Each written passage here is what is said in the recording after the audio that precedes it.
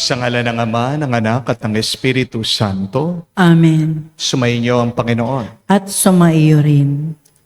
Ang kapatid, bakit ba minsan ang bawal siyang masarap? Pero talaga ba kapag palagi nating pinipili ang mali, ang hindi tama, masarap ba talaga ang ating nararanasan? Alam natin, sa umpisa lang ang masarap. Pero pagkatapos ng mahabang panahon, tayo'y makakaranas ng hirap at pagdurusa. Yan ang pinapaalala ng unang pagbasa. Kung pipiliin natin na sumunod sa Diyos, mapapasa atin daw ang lupain na ito at hahaba ang ating buhay. Ibig sabihin, may pagpapala sa pagiging tapat sa pagsunod sa kautusan ng Diyos. Aminin natin ang mga pagkakataon na kung saan inakala nating mas magaling pa tayo sa Diyos. Ginawa natin ang ating gusto. Hindi tayo naging tapat at sumunod sa Kanya. Sa ating mga kasalanan at pagkakamali, humingi tayo muli ng awat tawad sa Kanya para makita tayong karapat-dapat makatanggap sa mga banal na misteryo. Inaamin ko Sa makapangyarihang Diyos at sa inyo mga kapatid, na lubha akong nagkasala sa isip, sa salita, sa gawa, at sa aking pagkukulang. Kaya isinasamo ko sa mahal na Birheng Maria, sa lahat ng mga anghel at mga banal, at sa inyo mga kapatid, na ako'y ipanalangin sa Panginoong ating Diyos. Kawaan tayo na makapangyarihang Diyos, patawarin tayo sa ating mga kasalanan, patnubayan tayo sa buhay na walang hanggan. Amen. Panginoon, kaawaan mo kami. Panginoon, kaawaan mo kami. Kristo, kaawaan mo kami. Kristo, kaawaan mo kami. Panginoon, kaawaan mo kami. Panginoon, kaawaan mo kami. Manalangin tayo. Ama namin makapangyarihan, sa pagganap nitong 40 araw na paghahanda at sa lakas ng dulot ng iyong salita, pinagkaloob mong maitalaga namin sa iyo ang banal na pagtitimpi ng aming buong pagkatao, upang kami yung laging marapating magkaisang diwa sa aming pagdalangin. Sa pamagitan ni Jesucristo kasama ng Espiritu Santo, magpa sa walang hanggan. Amen.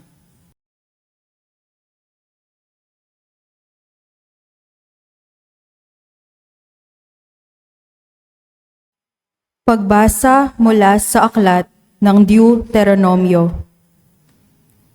Nagsalita si Moises sa mga tao, "Ngayon, mga Israelita, upang mabuhay kayo ng matagal at makarating sa lupaing ibinigay sa inyo ng Panginoon, unawain ninyong mabuti at sundin ang tuntuning itinuturo ko sa inyo.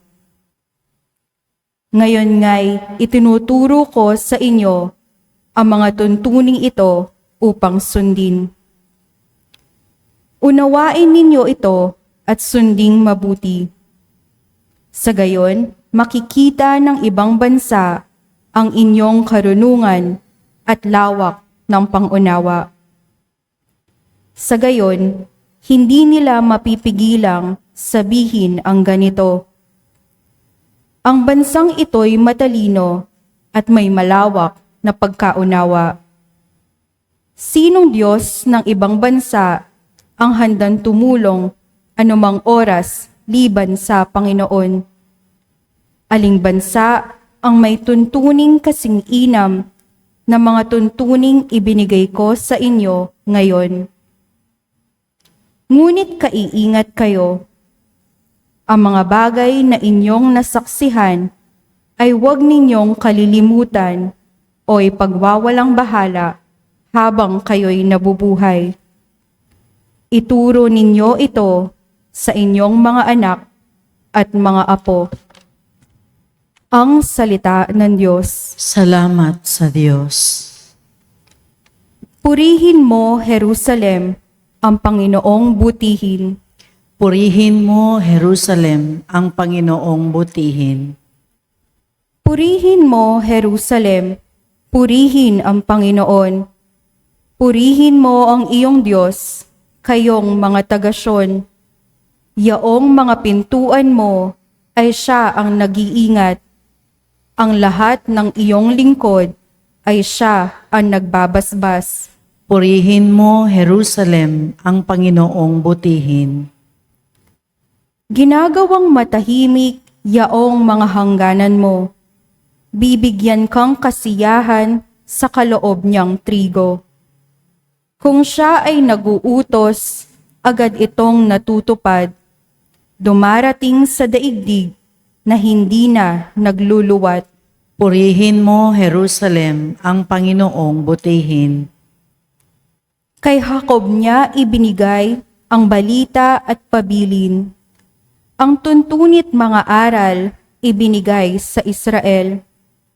Ang ganitong karapatan ay wala ang ibang bansa, pagkat hindi nila batid ang utos na itinakda. Purihin ang Panginoon. Purihin mo, Jerusalem, ang Panginoong butihin.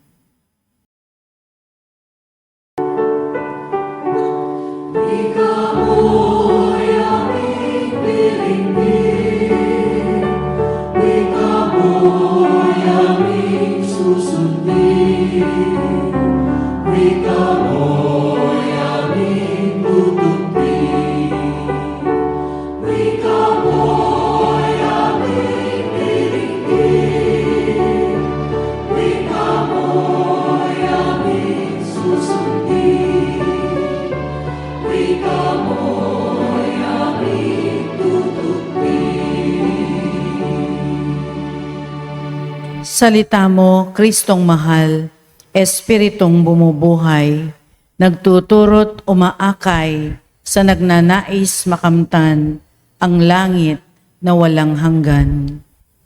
Sumainyo ang Panginoon. At sumaiyo rin. Ang mabuting balita ng Panginoon ayon kay San Mateo. Papuri sa iyo, Panginoon.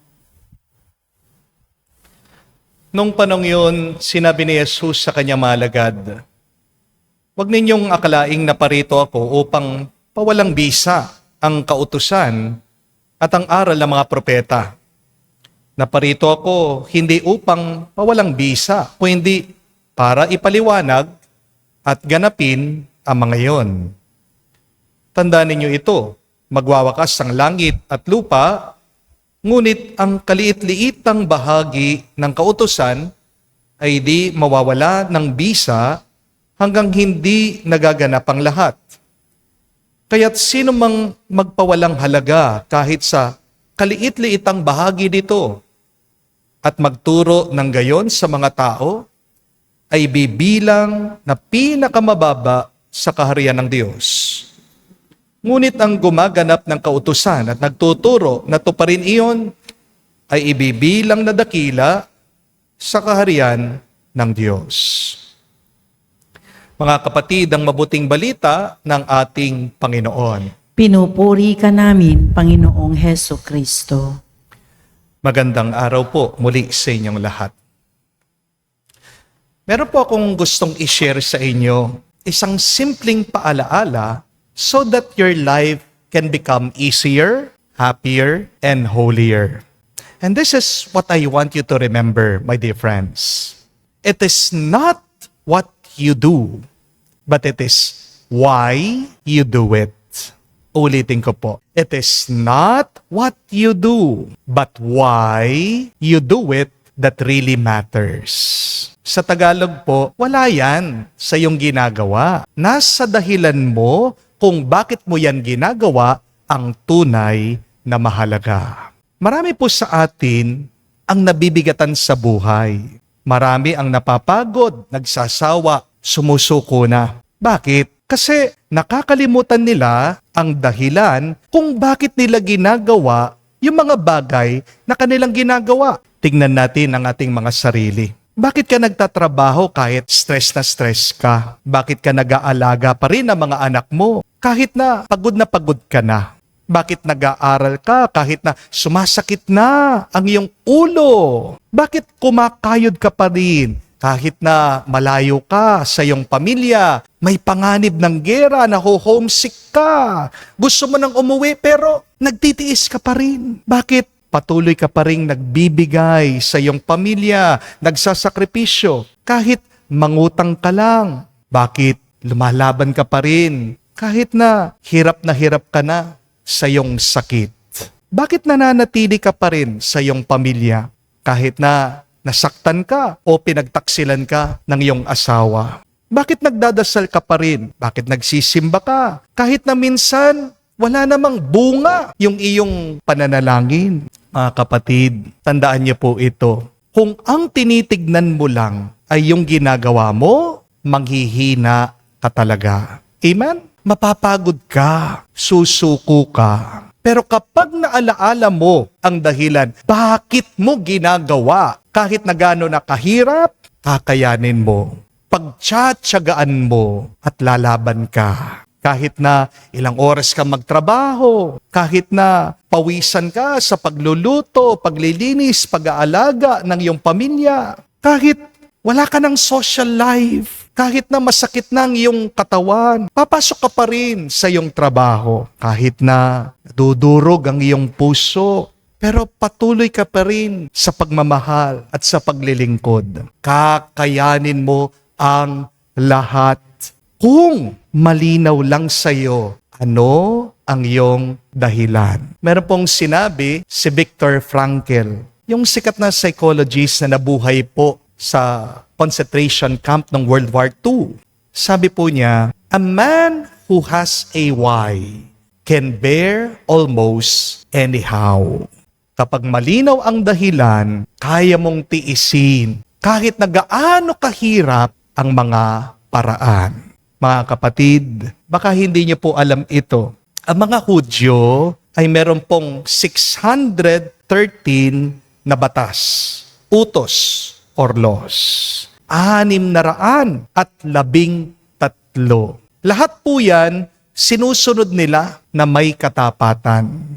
Si San Jose po, ang ating mahal na ina, si Maria, maging ang ating Panginoong Hesukristo, mga Hudyo. At lumaki po sila sa pagsunod sa mga utos na ito. Ang tanong, bakit nila sinunod? Hindi lang po dahil utos sila. Meron silang dahilan. At ang dahilan nila, mahal nila ang Diyos. Gusto nilang paglingkuran ang Diyos. Ang tawag po ng mga Hudyo sa mga utos ng Diyos ay mitzvah. Ibig po sabihin, commandments. Para po sa mga Hudyo, ang mga mitzvah o mga commandments ay hindi lang batas. Ang mga mitzvah, ang mga utos ng Diyos ay paraan ng isang Hudyo para mahalin niya ang Diyos. Tayo po mga Kristiyano, ilan po ang utos na galing natin sa Diyos? 10 lang. Di po ba? Minsan, 10 na lang ang kautusan ng Diyos. 10 commandments. Hindi pa natin ma-memorize. Amen? Aminin. Minsan, alam na nating mali. Bakit yun pa yung ating ginagawa? Kung ano yung tama, hindi natin masundan. Pakiramdam natin, napakabigat pa kapag ginagawa natin ang kautusan ng Diyos. Bakit? Kasi nakatuon lang tayo doon sa utos. Hindi doon sa dahilan kung bakit may utos. Mga kapatid, tandaan niyo po, a commandment without a reason is a prison. Pero, a commandment with a good reason becomes your passion. It becomes your affection. It becomes the expression of your love. Kapag malinaw ang iyong dahilan, ang pagsunod mo sa Diyos ay hindi magiging mabigat. Ito na ay nagiging pagmamahal mo. Kaya, tanungin po natin ang ating mga sarili. Bakit ba ako nagsisimba? Bakit ba ako nagdadasal? Bakit ba ako sumusunod sa Diyos? Dahil ba natatakot akong maparusahan? O talaga bang mahal ko ang Diyos ng buong isip, buong puso, buong lakas, buong kaluluwa ko? Kung ang dahilan mo sa pagsunod sa kautusan ng Diyos ay pagmamahal, hindi magiging mabigat ang buhay na ito. Amen? Ang iyong buhay ay mapupuno ng kagalakan. Ang iyong buhay ay magiging misyon. Sabi sa unang pagbasa, hahaba ang buhay mo, mapapasayo ang bunga ng mundong ito. Meron pong isang kwento tungkol po sa tatlong nagsaserve sa simbahan. Nagwawalis po sila sa parokya. Yung pari napadaan, nilapitan po yung isa. Tinanong siya, bakit ka nagwawalis? Sumagot po itong dalaga, sabi niya, kasi po, Father, madumi po ang simbahan. Tinanong po ng pare, yung pangalawang lingkod, isang nanay. Sabi niya, Nay, bakit po kayo nagwawalis, naglilinis sa simbahan araw-araw? Sumagot naman po ito, sabi niya, Father, nagwawalis po ako dahil ito po ang aking tungkulin. Ito po ang aking duty, obligasyon. Yung pangatlo, nilapitan po ng pari, isa na pong matanda, balo na siya. Sumagot po sa pari nung tinanong siya, Father, nagwawalis po ako sa simbahan kasi sa tuwing nagwawalis po ako, naglilinis dito sa simbahan, pakiramdam ko po parang nalilinis din ang aking puso. Tingnan niya po mga kapatid, iisang gawain lang. Para-parehas sila na naglilinis. Pero yung kanilang ginagawa, nag-iba. Para dun sa isa, trabaho lang. Sa pangalawa, tungkulin. Dun sa pangatlo, isa na itong debosyon. Nagdepende yung kanilang ginagawa dun sa kanilang dahilan. So remember that, my dear friends. The same task can change depending on your reason. What you do can be a labor, or it can be your duty, or it can be your devotion. Kaya mga kapatid, ipagdasal po natin sa banal na misang ito, naway tulungan tayo ng Diyos. Maging malinaw sana sa atin ang dahilan bakit tayo sumusunod sa mga kautusan ng Diyos. Hindi nagbibigay ang Diyos ng mga utos para ikulong tayo, para alisin ang laya ng ating buhay. Pero ang mga utos na yan ay makakatulong para tayo magkaroon ng buhay at buhay na walang hanggan. Harinawa, matuklasan natin ang pinakamagandang dahilan bakit tayo naglilingkod, bakit tayo sumusunod sa Kanya. Hindi dahil kailangan o hindi dahil mahal na mahal natin ang Diyos. Amen. Tumayo po tayo, alay po natin sa Diyos ang ating mga dasal at panalangin. Manalangin tayo sa Diyos na ating Ama, ang nagbibigay ng lahat ng mga mabubutihing biyaya upang lagi nating sundin ang kanyang mga batas na may bukas na loob tulad ni Kristo. Ating sabihin, Panginoon, dinggin mo kami. Panginoon, dinggin mo kami. Ang simbahan naway maghatid sa mga tao ng liwanag ni Kristo sa pamamagitan ng pangangaral ng Ebanghelyo. Manalangin tayo sa Panginoon. Panginoon, dinggin mo kami. Ang mga mambabatas naway magsagawa ng mabubuting batas para sa kapakanan ng mga tao. Manalangin tayo sa Panginoon. Panginoon, dinggin mo kami. Ang mga pinuno ng pamahalaan naway magpatupad ng mga batas at maghatid ng kalayaan at katarungan sa kanilang mga nasasakupan. Manalangin tayo sa Panginoon. Panginoon, dinggin mo kami. Sa katahimikan po ng ating puso, banggitin natin sa Diyos ang ating mga personal na pangangailangan. Amang nasa langit, pagkalooban mo kami ng biyayang makasunod sa iyong mga utos at magtaguyod ng iyong batas at salita sa lahat ng mga nasa ilalim ng aming pangangalaga. Hinihiling namin ito sa pamagitan ni Kristo, aming Panginoon. Amen. Buhay pagmamahal, alak at tinapay, sana'y tanggapin mo, amang mapagmahal,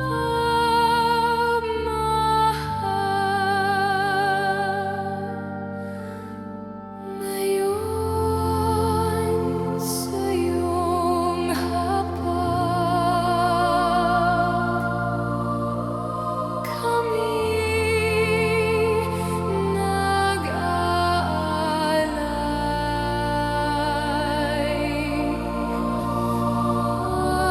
Alak at tinapay, alay ng iyong bayan. Buhay pagmamahal,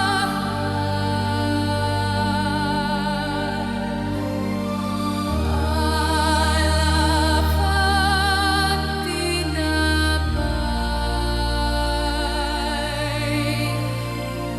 sana'y tanggapin mo, amang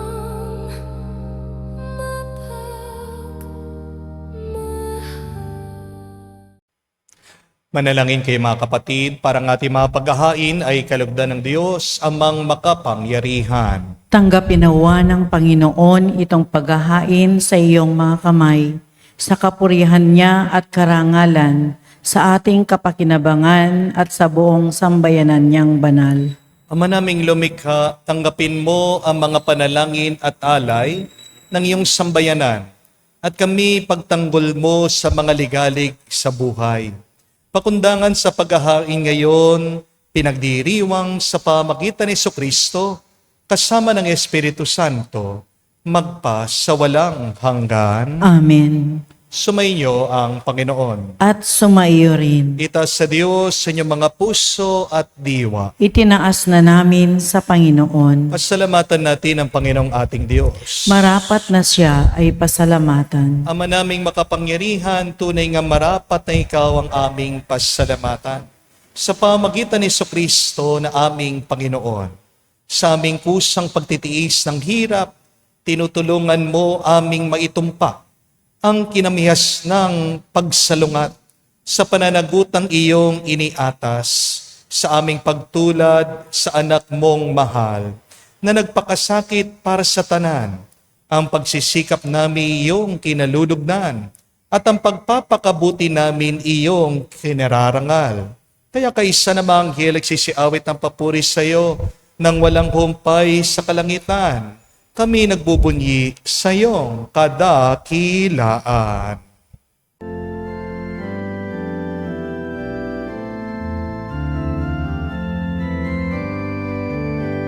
Santo, Santo, Santo, Panginoon Diyos ng mga hukbo, napupuno ang langit at lupa ng kadakilaan mo. Hosana, Hosana, sa kaitaasan, pinagpalang na paririto sa ngalan ng Panginoon. Hosana, Hosana, sa kaitaasan. Hosana, Hosana, sa kaitaasan. Ama naming banal, ikaw ang bukal ng tanang kabanalan. Kaya't sa pamagitan ng iyong Espiritu, gawin mong banal ang mga kaloob na ito, upang para sa amin, maging katawan at dugo ng aming Panginoong Heso Kristo. Bago niya pinagtiis ang kusang loob na maging handog, hinawakan niyang tinapay, pinasalamatan kanya, pinaghati-hati niya iyon, inabot sa kanyang mga alagad at sinabi, "Tanggapin ninyong lahat ito at kanin. Ito ang aking katawan na ihahandog para sa inyo."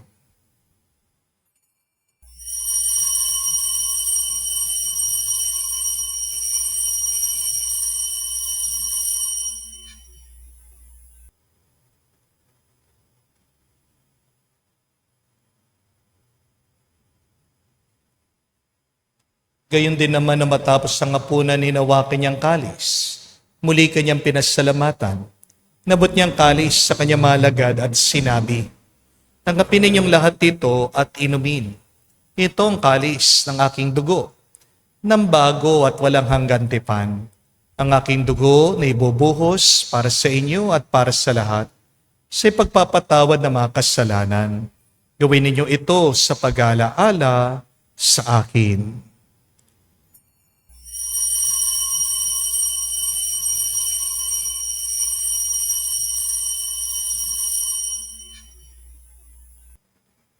Ang misteryo ng pananampalataya.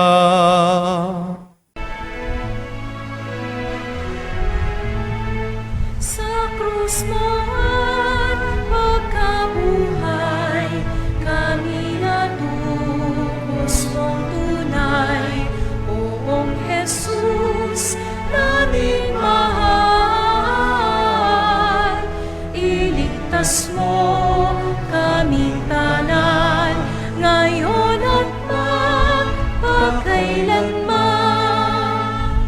Ang mga ginagawa namin ngayon ng pag-alaala sa pagkamatay, muling pagkabuhay ng iyong anak. Kaya tinialay namin sa iyong tinapay nagbibigay buhay at ang kalis na nagkakaloob ng kaligtasan. Kami nagpapasalamat dahil kami yung minarapat na tumayo sa harap mo para maglingkod sa iyo. Sinasamo namin kami magsalo-salo sa katawan at dugo ni Kristo ay mabuklod sa pagkakaisa sa pamagitan ng Espiritu Santo. Amalingapin mong iyong simbahan laganap sa buong daigdig. Puspusin mo kami sa pag-ibig. Isa ni Leon ang aming Santo Papa, si Florentino, aming Arsobispo at ng Tanang Kaparian. Alalahanin mo rin ang aming mga kapatid na nahimlay, may pag-asang sila'y muling mabubuhay. Gayon din naman lahat ng mga pumanaw. Kawan mo't sila't patuloyin sa iyong kaliwanagan. Kawan mo't pangindapatin kaming lahat makasalo sa iyong buhay na walang wakas. Kaisa na mahal na Birhen Maria, Ina ng Diyos. Kaisa ni San Jose ang kanyang malwalhating esposo. Kaisa ng mga apostol, lahat ng mga banal, na namuhay dito sa daigdig na kalugod-lugod sa iyo. May pagdiwang nawa namin ang pagpupuri sa ikararangal mo sa pamamagitan ng iyong anak, aming Panginoong Heso Kristo. Sa pamamagitan ni Kristo, kasama niya at sa Kanya, ang lahat ng parangal at papuri ay sa iyo, Diyos Ama, makapangyarihan, kasama ng Espiritu Santo, magpasawalang hanggan.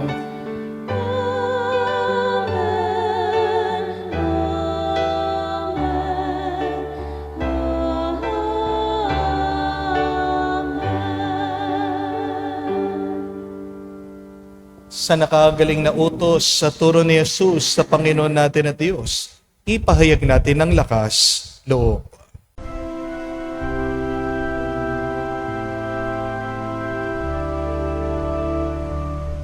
Ama namin, sumasalangit ka, sambahin ang ngalan mo, mapasa amin ang kaharian mo, sundin ang loob mo dito sa lupa.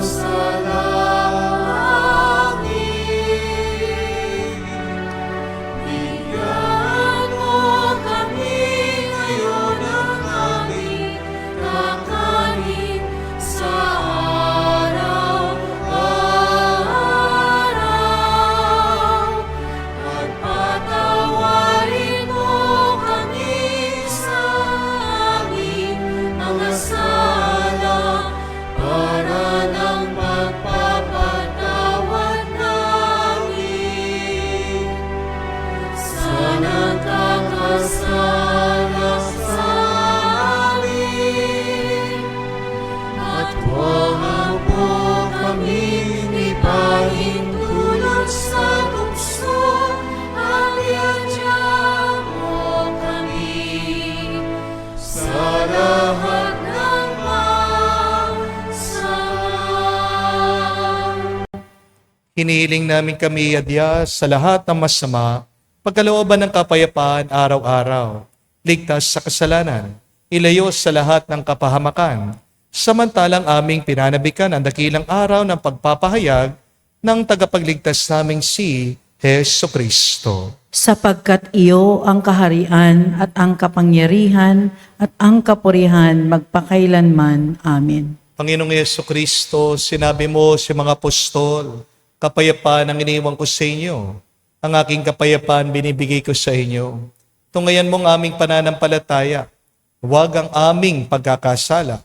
Pagkalooban mo kami ng kapayapaan at pagkakaisa, ayon sa iyong kalooban, kasama ng Espiritu Santo, magpa sa walang hanggan. Amen. Kapayapaan ng Panginoon ay laging sumainyo.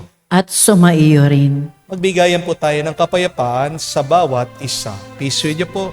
Kapayapaan po sa inyong lahat.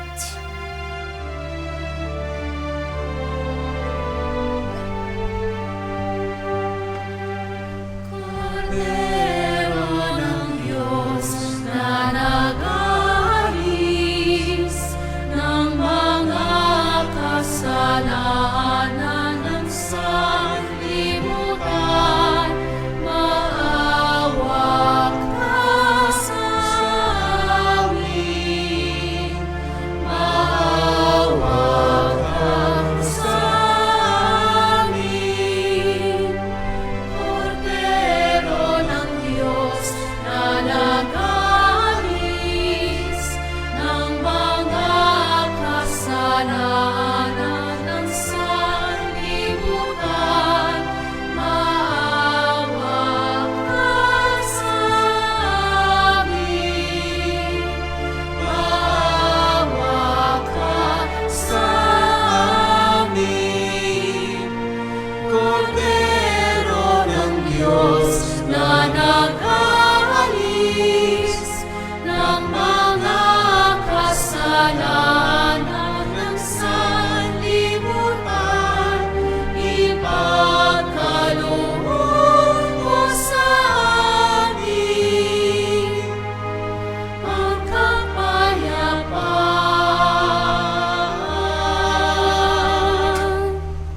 Mga kapatid, naririto ang ating Panginoong Jesucristo, ang Kordero ng Diyos. Siya nag-aalis sa mga kasalanan ng sanlibutan. Mapalad tayong lumalapit sa piging ng Kordero. Panginoon, hindi ako karapat-dapat na magpatuloy sa iyo, ngunit sa isang salita mo lamang ay gagaling na ako.